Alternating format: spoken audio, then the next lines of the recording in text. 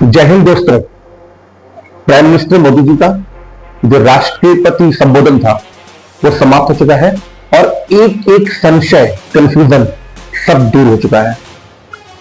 हमारी सेनाओं ने अद्भुत पराक्रम और शौर्य का प्रदर्शन करते हुए पाकिस्तान के ऑलमोस्ट सभी टेररिस्ट कैंप को नेस्ता नाबूद कर दिया है।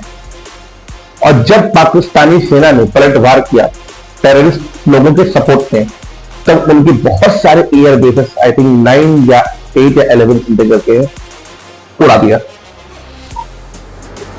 मोदी जी ने अपने संबोधन में यह बात कही कि हम अब आगे से अगर हमारी कंट्री पे एक भी टेररिस्ट अटैक होता है तो उसे हम एक्ट ऑफ वॉर मानेंगे, हम उसे टेररिस्ट अटैक नहीं कहेंगे, ना तो उसके लिए कोई सबूत देंगे, ना तो उसकी कोई इंक्वायरी करेंगे।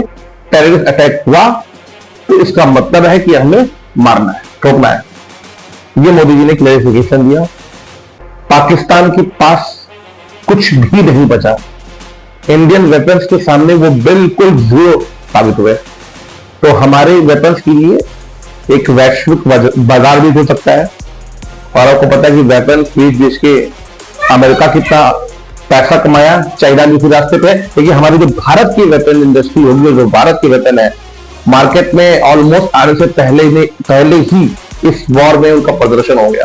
तो कितने स्ट्रॉन्गफुल है और दुनिया को लेना चाहिए भाई, ऑब्वियस बात है, लो हमारे देश में पैसा आएगा।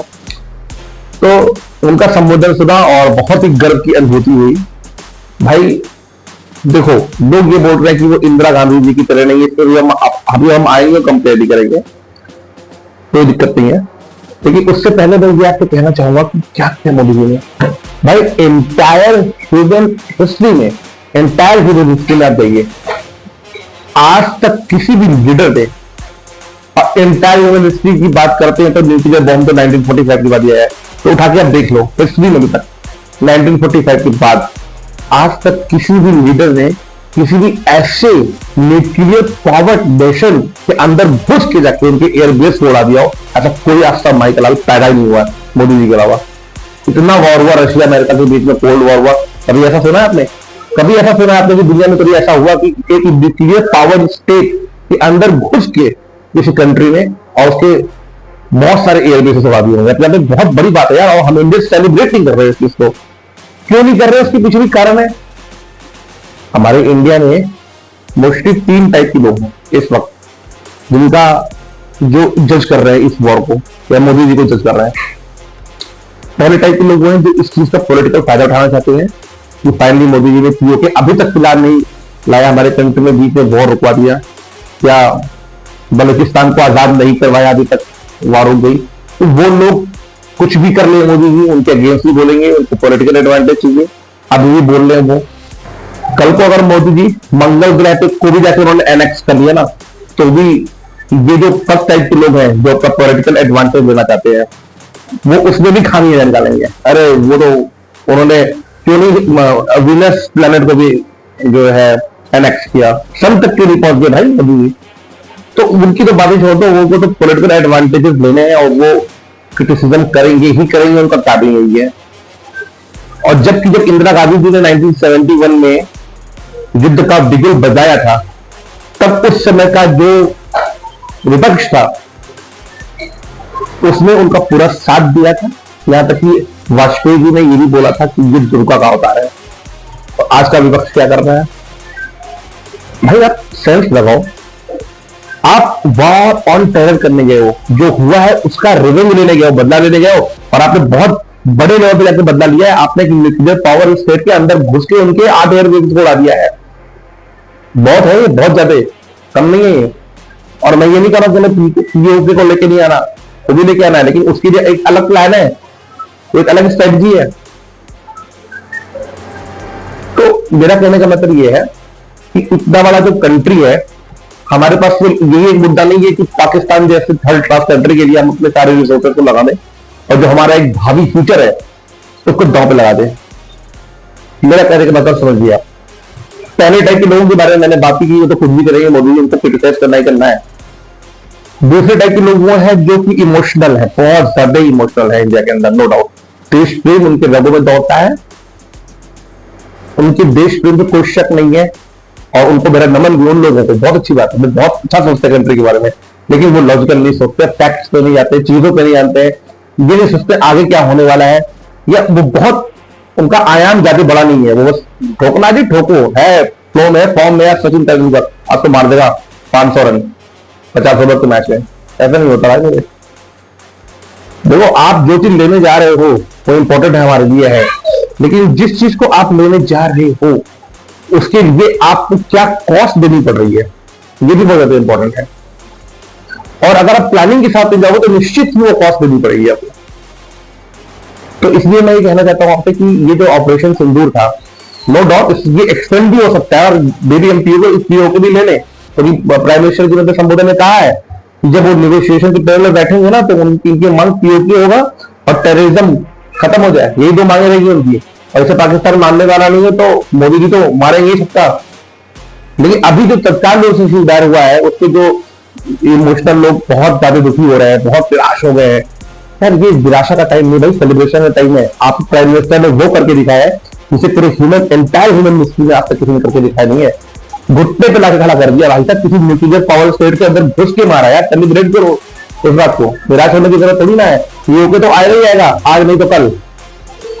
तो दो टाइप के लोगों को मैंने बताया आपको, ये विरोध कर रहे हैं, कुछ लोग अपना पक्ष रख रहे हैं कि इंदिरा गांधी जी ने 1971 में बांग्लादेश को अलग करके जो है पाकिस्तान को तोड़ दिया था। देखिए इस बात पे मैं बातें करूंगा आपको।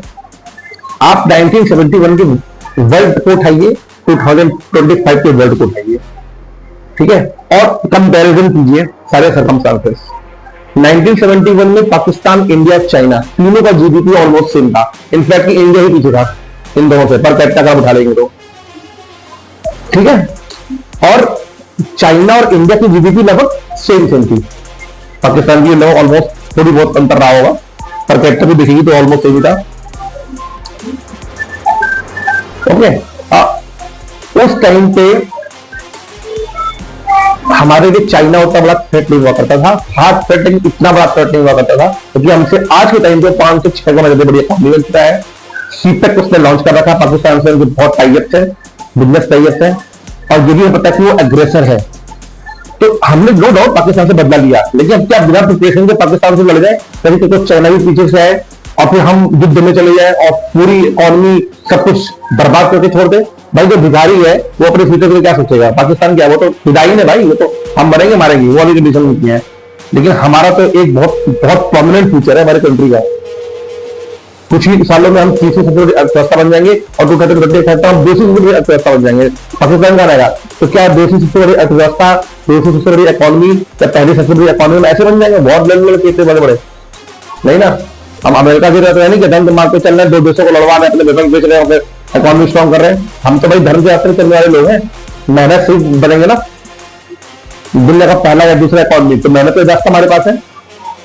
तो हम क्यों उस रास्ते का चुनाव करें जो हमें बिल्कुल पूरी तरीके से बर्बाद करेगा? इसीलिए मैं ये नहीं कह रहा हूं, तो मेरे बिल्कुल ये मतलब मत निकालना कि हम डर रहे हैं पाकिस्तान से, मैं वॉर नहीं करना है। जब वो हमारे पास वॉर करेंगे हम उनको छोड़ेंगे नहीं, और हमारी सेनाएं छोड़ने वाली ना, मोदी छोड़ने वाले हैं, उन्होंने कहा दिया संबोधन में। लेकिन हमें बैलेंस करके चलना चाहिए था। भारत शक्तिशाली राष्ट्र है, बहुत शक्तिशाली है, लेकिन भारत के साथ खड़ा नहीं मेरे भाई। देखो अपने इस वॉर में पूरा वेस्ट का मीडिया भारत के अगेंस्ट, पूरा वेस्टर्न बेल्ट भारत के अगेंस्ट। क्यों? क्योंकि पाकिस्तान उनसे कॉम्पिटिशन में नहीं है किसी भी तरीके से, चाहे सॉफ्ट वॉर हो, हार्ड वॉर हो, कल्चरली किसी भी तरीके से वो कॉम्पिटिशन में नहीं है। वो तो उनके टुकड़ा में पड़ने वाला है, तो वो उसका क्या कॉम्पिटिशन करेंगे, क्या जलन करेंगे। लेकिन भारत एक ऐसी कंट्री जिससे हमेशा से वेस्ट में जलन की है।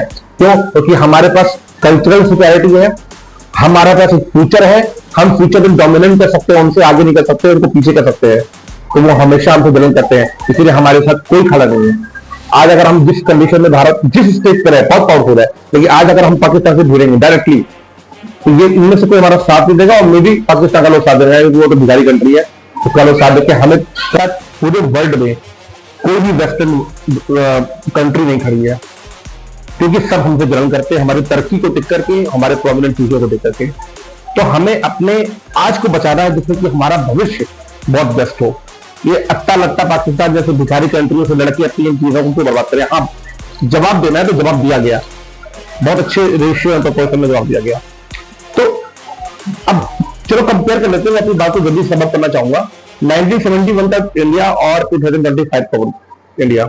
1971 में India, China, Pakistan almost same GDP, third world country, तीनों ही अंडर डेवलप्ड कंट्रीज, ठीक है। उस टाइम पे पाकिस्तान, अमेरिका जो है पाकिस्तान को हेल्प करता था क्योंकि उसके अपने स्वार्थ थे। इंडिया को रशिया हेल्प करता था, इंदिरा गांधी जी ने टाई अप बनाई थी। आज के टाइम पे कहीं ना कहीं देखो तो रशिया के लिए भी इंडिया कंपटीशन है भाई। इंडिया ने जिस तरीके से तरक्की की है, रशिया के लिए भी कंपटीशन है। इजराइल जो अपने आपको दोस्त कहता है इंडिया का, उसके चाइना के साथ टेक्नोलॉजी बहुत सारे शेयर करता है वो अपने। अगर आप जाके स्टडी कीजिए तो इजराइल ने पिछले 20-30 सालों में चाइना के साथ बहुत सारे टेक्नोलॉजी जो है आपस में एक्सचेंज किया है, हेल्प करते हैं दूसरे की। आज के टाइम पे चाइना की जो इकोनॉमी है वो $18 ट्रिलियन की है, इंडिया की भी $4 ट्रिलियन के आसपास है, वो भी हमारे लिए फिट है। तो 1971 और आज के कंपेरिजन में अगर आप देखेंगे तो मैं ये नहीं कह रहा हूं कि इंदिरा गांधी जी के सामने चैलेंजेस थे, बहुत चैलेंजेस थे, लेकिन आज के टाइम पे जो मोदी जी के सामने चैलेंजेस है ना, वो बिल्कुल से आउट ऑफ द वे है, आउट ऑफ द बॉक्स है। क्यों? तो पाकिस्तान एक न्यूक्लियर नेशन है, उससे हमें डरने की बिल्कुल जरूरत नहीं है, लेकिन फैक्ट है ये कि है न्यूक्लियर नेशन है वो। चाइना जिससे 6 गुना बड़ी अर्थव्यवस्था रखता है, पीछे से उसके साथ सपोर्ट पे खड़ा है।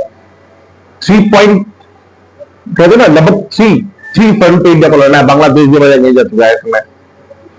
और इंडिया एक ऐसे पॉइंट ऑफ टाइम पे खड़ा है जहां से वो सपना दे सकता है एक फ्यूचर का, एक भविष्य का, कि हम सुपर पावर बन सकते हैं। 1971 में ये सपना इंडिया ने नहीं देखा था, क्योंकि उस समय इंडिया बहुत पीछे था, उसे बस तरक्की करनी थी, लेकिन हम आज उस पॉइंट पे बैठे हुए हैं, उस जगह पे बैठे हुए हैं कि हम यहाँ से बहुत तेजी से तरक्की करके और दुनिया को जीतना है। तो ये सारी अगर चीजें कंपेयर करेंगे तो मुश्किल है मोदी जी के सामने, ज्यादा बड़ी मुश्किल है। एक न्यूक्लियर पावर से लड़ना, एक बगल के हॉस्टाइल कंट्री से जो 6 गुना ज्यादा बढ़ चुका है, उससे पंगा लेना, इतना अच्छा फ्यूचर जो हमारा शुरू होने वाला है उसको यही जो लड़ भिड़ की और बर्बाद कर देना, ये सारी चीजें आप ध्यान दीजिए, आपको बहुत मुश्किल है। तो इससे कंपेरिजन मत कीजिए। इंदिरा गांधी जी बहुत बड़ी लीडर थी, बहुत रिस्पेक्ट उनके लिए, बहुत बड़ी लेजेंड थी, और जो उन्होंने किया वो भी इम्पॉसिबल था। लेकिन मोदी जी के सामने आज जो सिनेरियो है, जो सत्तर है भाई, ये नेक्स्ट भी इम्पॉसिबल है। तो हम पीओ को लेंगे, सारे काम करेंगे जो हमारे सपने हैं, लेकिन भाई उसका भी तरीका है, उसका भी स्टेप है, वो भी सारे उसके बहुत सारे मेजर से करने के लिए कि हम हार्ड पावर इस्तेमाल करेंगे, हम टैक्टिक्स इस्तेमाल करेंगे, हमारे रॉक एजेंट्स वहां घूमेंगे, बहुत सारी चीजें हैं, विद्रोह करवाएंगे, ऐसा काम करेंगे कि हम डायरेक्ट कॉन्फ्लिक्ट में ना उलझ करके और अपने आप को बर्बाद कर ले। देखो वो तो बर्बाद है ही जैसे पहले से ही, और हम थोड़ा सा ही बर्बाद हुए तो हम बहुत पीछे चले जाएंगे।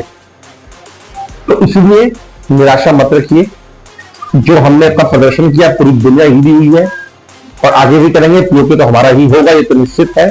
मोदी जी से किस तरीके से लेते हैं बस देखवाएंगे और देख होते हैं, और क्या पता इसी बार ले लेंगे, क्योंकि मोदी जी ने ये नहीं कहा कि वॉर रुका आज का संबोधन सुनिए, उन्होंने कहा है कि हम पीओके के लिए बात करेंगे। टेबल पर जब बात होगी तो पीओके के लिए बात होगी। क्या पता मोदी जी अपना ऑपरेशन सिंदूर आगे बढ़ाए और पीओके तक को ले ले अपने हार्ड पावर से, ऐसा भी हो सकता है, इस को डिनाई नहीं करते हैं। लेकिन अगर वो यहाँ पर डायरेक्ट कॉन्फ्लिक्ट को एंड करते हैं तो ये बहुत ही बुद्धिमानी वाला ही फैसला होगा, क्योंकि हमें अपना इकोनॉमी भी देखना है, अपना फ्यूचर भी देखना है, और साथ ही साथ शतरंज युद्ध करते हुए पाकिस्तान को घेरना है चारों तरफ से, और अपनी जो हमारे एम है उनको फुलफिल करना है। तो इसलिए प्लीज ये प्रोपेगेंडा जो लोग चला रहे हैं अपने पॉलिटिकल एडवांटेज के लिए वो ना चलाएं। जो लोग इमोशनल है वो सोचें समझें, हमारे भारत के सामने बहुत बड़ा फ्यूचर है, सब कुछ अच्छा है, और जो हमारे टारगेट्स हैं वो अचीव होंगे। ट्रस्ट कीजिए आपको सरकार पे, अपने सेवाओं पर, और सही सरकार चुन के भेजिए। और भारत मजबूत है, लेकिन एक कल भी बात बोले जाऊंगा, हम अभी इतने भी मजबूत नहीं हुए हैं कि चाइना, रशिया, अमेरिका और रेस्ट ऑफ द वर्ल्ड का जो ये नेक्सस बना हुआ है उसको तोड़ पाए अकेले।